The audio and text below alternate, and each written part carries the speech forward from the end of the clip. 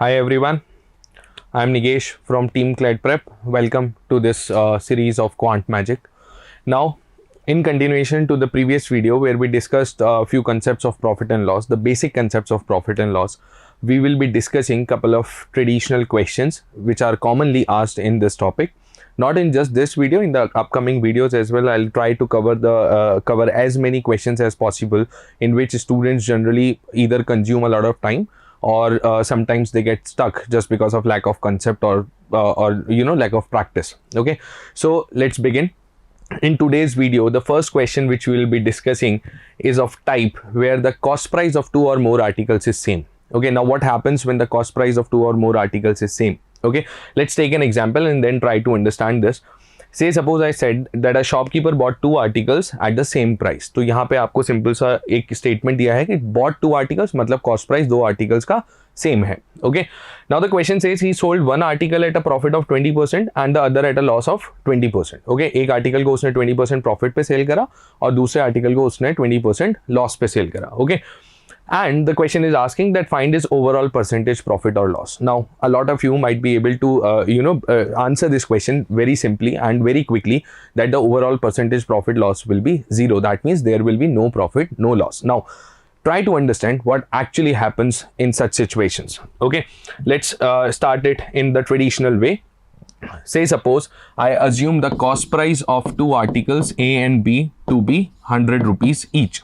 Okay, now when he is selling one article at a profit of 20%, the selling price of the article will be 20%. We all know that the multiplying factor will be 120% and we are supposed to multiply the cost price with the multiplying factor to get the selling price as 120 rupees. या हम इसको simply ऐसा सोच सकते हैं कि 100 को हमने 20% increase करा, we have increased by 20, so the selling price will be 120 rupees. Okay, and in the second article it says that the other article is being sold at 20% loss. तो दूसरे आर्टिकल पे उसे 20% का लॉस हुआ है.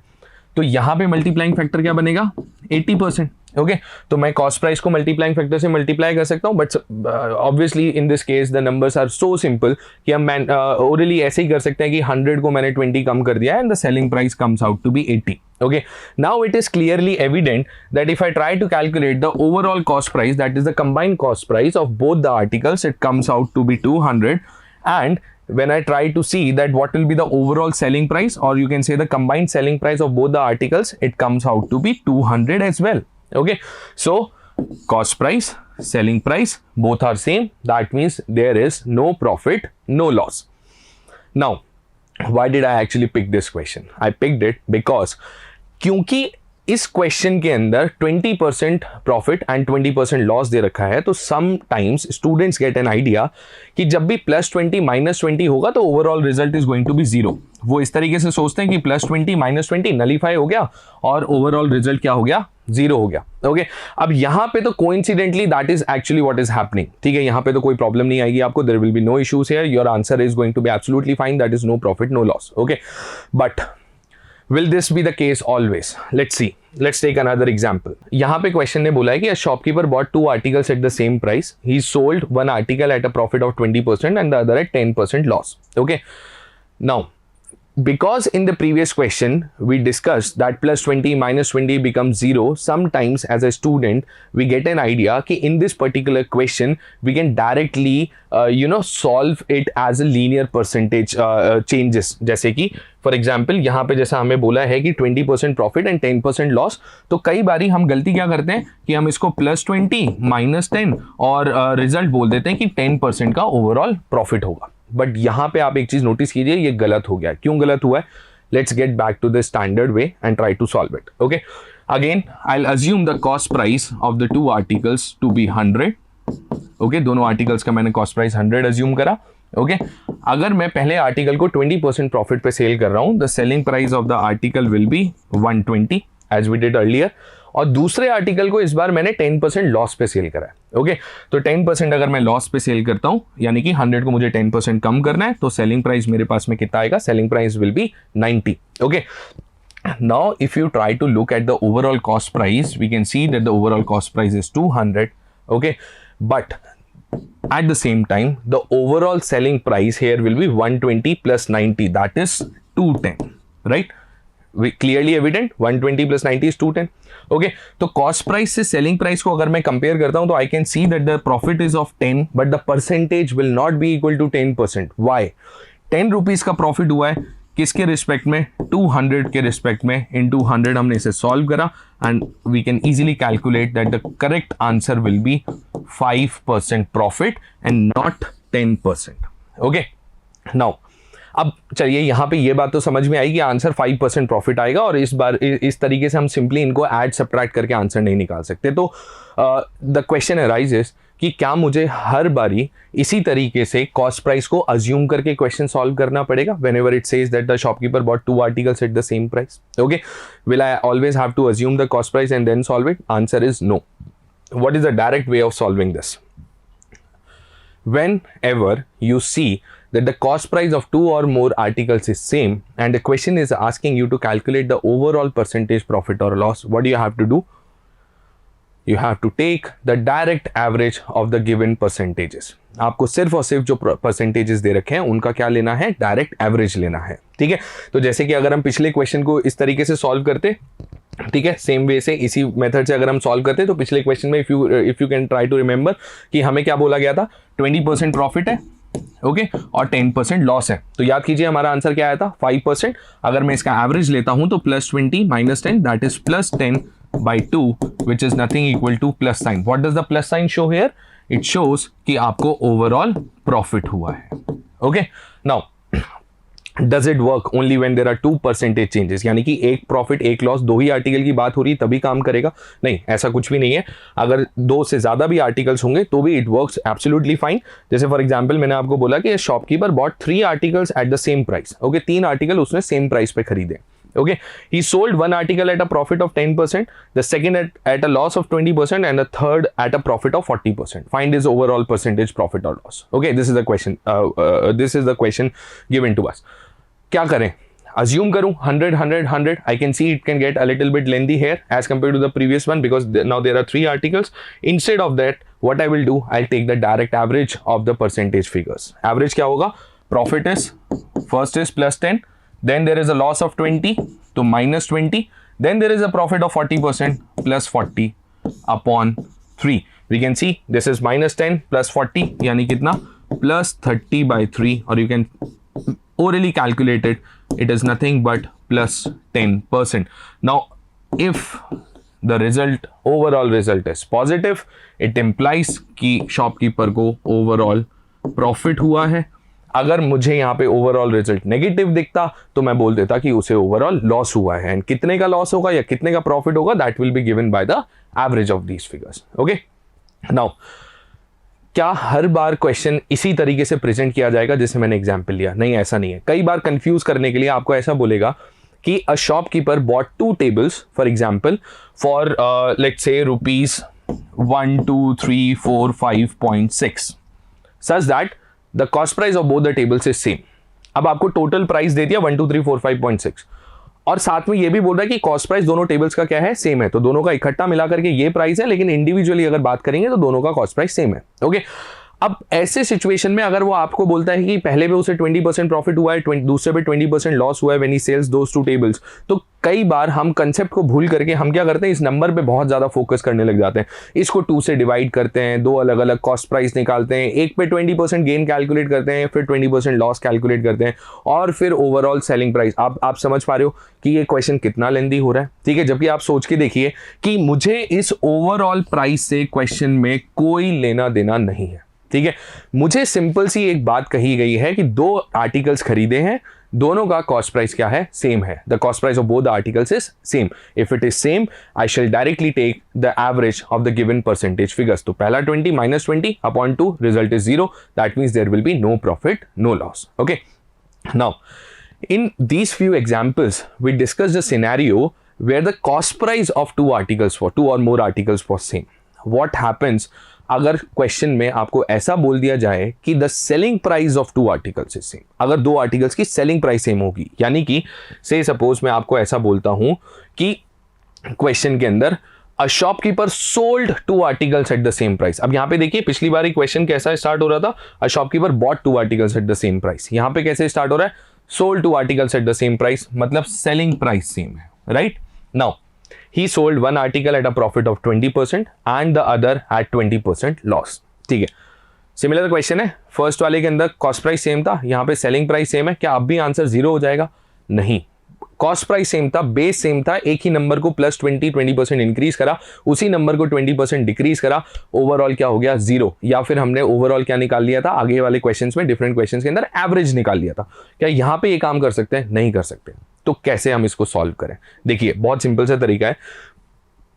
उसने 20% profit 20% loss बोला है। सबसे पहली चीज जो आपको यहाँ पे स्ट्राइक करनी चाहिए, that is the multiplying factor will be 120% and the multiplying factor for 20% loss is going to be 80%. क्यों सर? ये चीज सोचने की जरूरत ही क्या है? हम डायरेक्ट क्यों नहीं शुरू कर लेते कि हम कॉस्ट सेलिंग प्राइस अज्यूम कर लेते हैं, पहले वाले का भी 100 और दूसरे वाले का भी 100। अब यहाँ पे एक चीज समझो, आप 100 अज्यूम करके सॉल्व तो कर लोगे, उसमें कोई प्रॉब्लम नहीं है, लेकिन वो थोड़ा सा लेंदी हो जाएगा। Why? Because you people should know कि सेलिंग प्राइस से कॉस्ट प्राइस निकालने के लिए हमें सेलिंग प्राइस को मल्टीप्लाइंग फैक्टर से डिवाइड करना होता है। तो जब मैं 100 को 120% से डिवाइड करने जाऊंगा, ठीक है, तो डिनोमिनेटर में मेरे पास में 3 का मल्टीपल है and 100 is not divisible by 3, तो I'll end up using the fractions or using the decimal values. अब मैं अपने लिए चीजें मुश्किल नहीं करना चाहता, I want to make things simple for me. तो सही तरीका क्या है?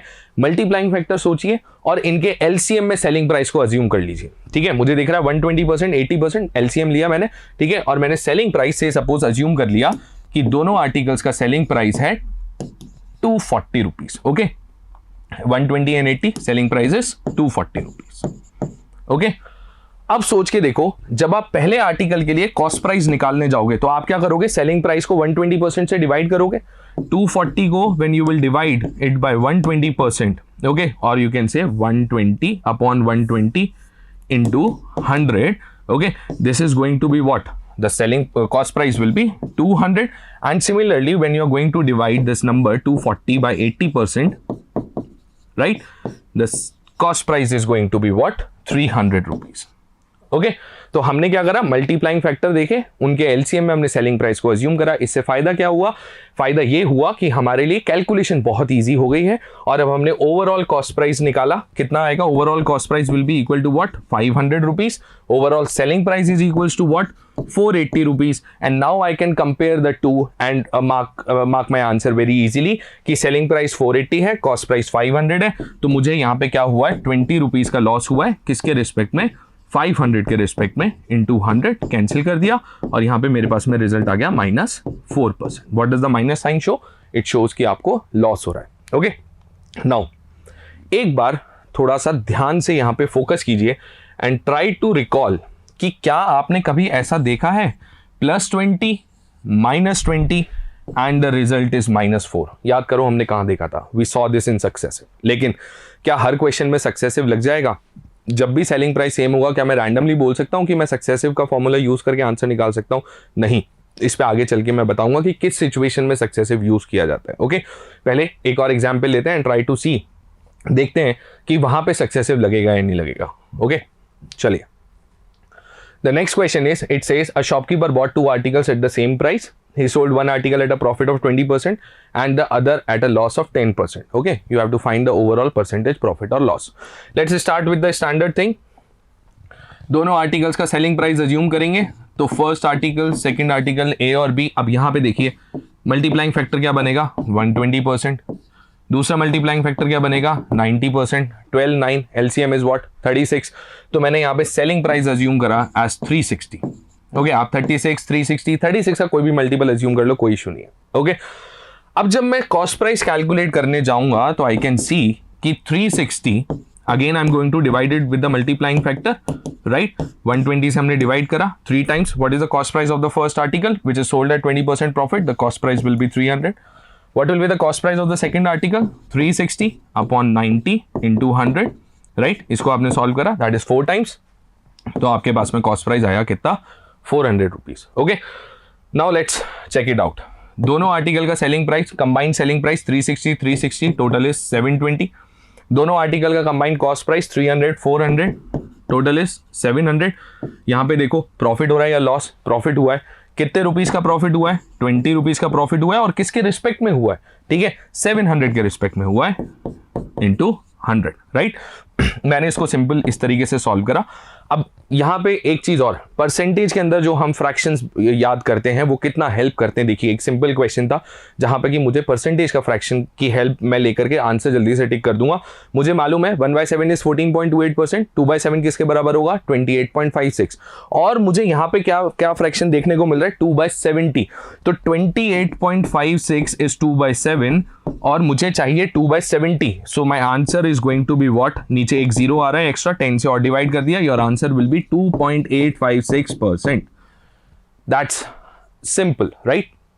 अब एक चीज यहां पे जरूर नोटिस करने वाली है, वो ये कि क्या +20 और -10 का सक्सेसिव 2.856% होता है? Answer is no.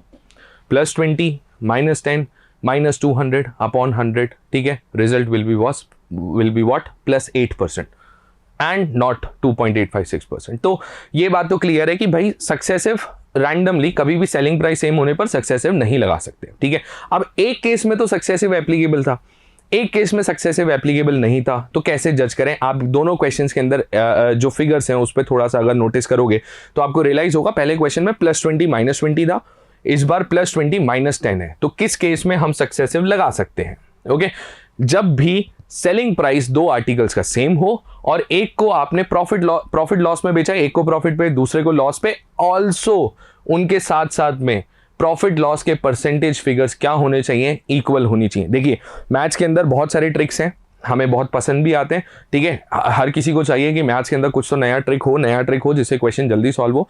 लेकिन आप एक चीज समझो, मैथ्स के अंदर ज्यादातर जो ट्रिक्स हैं, ठीक है, जो चीजें हमें बहुत ज्यादा अट्रैक्ट करती हैं, वो कुछ ना कुछ बैगेज के साथ में आएंगी, कुछ ना कुछ कंडीशन होगी एडेड उसके साथ में। तो सक्सेसिव लगेगा कब लगेगा? सेलिंग प्राइस सेम होगा और साथ के साथ में प्रॉफिट लॉस का परसेंटेज फिगर क्या होना चाहिए? इक्वल होना चाहिए, ठीक है। जैसे कि फॉर एग्जांपल मैंने एक ऐसा क्वेश्चन लिया जहां पे मुझे बोला जा रहा है कि a shopkeeper sold 2 articles at the same price, he sold one article at a profit of 10% and the other at 10% loss. एक को 10% प्रॉफिट पे बेचा है, दूसरे को 10% लॉस पे बेचा है। Okay, find is overall percentage profit loss. अब यहां पे एक चीज नोटिस करो कि क्या मैं सक्सेसिव लगा सकता हूं? Answer is yes, definitely. कैसे? पहला +10, दूसरा -10, परसेंटेज फिगर सेम है दोनों। Also the question is saying sold 2 articles at the same price, दोनों का सेलिंग प्राइस भी सेम है, तो हम क्या यूज कर लेंगे?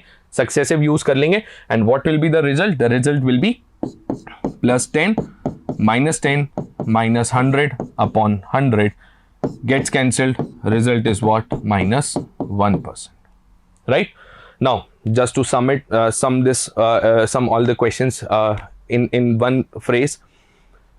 Cost price same है, क्या करना है? डायरेक्ट एवरेज लेना है, सिंपल है। अगर दो से ज्यादा आर्टिकल्स का कॉस्ट प्राइस सेम है, डायरेक्ट एवरेज ले लो, ठीक है। अगर सेलिंग प्राइस सेम है तो अपने लिए चीजें आसान बनाने के लिए हमने क्या देखा था? हम सेलिंग प्राइस अज्यूम रैंडमली 100 200 कुछ नहीं कर रहे हैं। हम कैसे अज्यूम कर रहे हैं? हम मल्टीप्लाइंग फैक्टर के एलसीएम में सेलिंग प्राइस को अज्यूम करते हैं। उससे ना तो हमारे पास में फ्रैक्शंस आ रहे हैं और ना ही हमारे पास में डेसिमल फिगर्स आ रहे हैं और हम लास्ट में जाकर के इजीली आंसर कैलकुलेट कर पा रहे हैं। तीसरा, अगर सेलिंग प्राइस सेम है और परसेंटेज प्रॉफिट लॉस का परसेंटेज फिगर इक्वल दे रखा है, 20% profit 20% loss, 10% profit 10% loss, 30% profit 30% loss, then you can use what? Successive. अच्छा, एक चीज और मैं यहां पे आपको बता देना चाहता हूं कि जब भी आप सक्सेसिव यूज करते हैं और दोनों इक्वल फिगर्स होते हैं तो आप सोच के देखिए, +x -x, answer will always be -x²/100, ठीक है। +x -x product x² upon 100, ये तो हमेशा कैंसिल होगा और आपका आंसर हर बारी क्या आएगा? x²/100, ठीक है। सिंपल है, कोई डाउट? Easy, done. चलिए, आई होप आपको यहाँ पे चीज़ें समझ में आई होंगी और आगे से आप जब भी इन चीज़ों को यूज़ करेंगे, इस तरीके के आप क्वेश्चंस देखेंगे, you will try to think in a proper fashion और आप इन क्वेश्चंस को बहुत जल्दी सॉल्व कर पाएंगे। Okay, thank you so much, that's it for today.